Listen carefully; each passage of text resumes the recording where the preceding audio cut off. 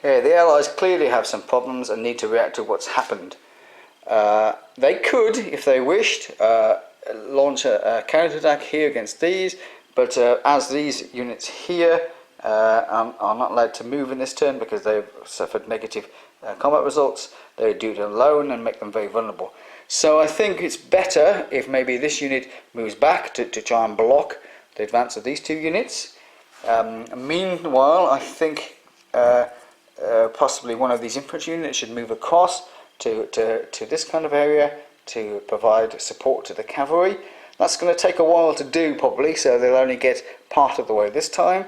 And then similarly, the artillery should possibly reposition itself to help in the ongoing cavalry action over there. So this unit is going to change into column and come along here. So it rolls the dice.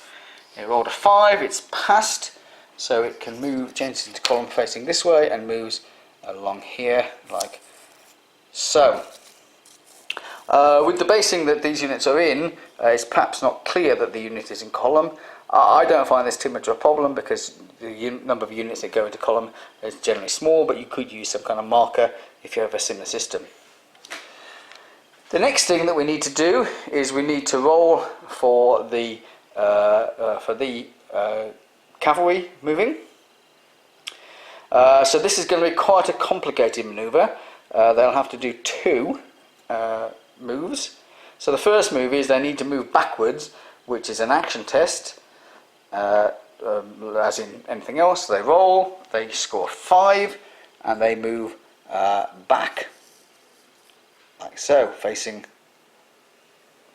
where they came. They now need to make a second move, which is going to be the commander telling them to move, and they're going to be wheeling forward. So that means they need to take 2 morale checks and pass them both. So first of all, they take a morale check, an action test, because it's the second move.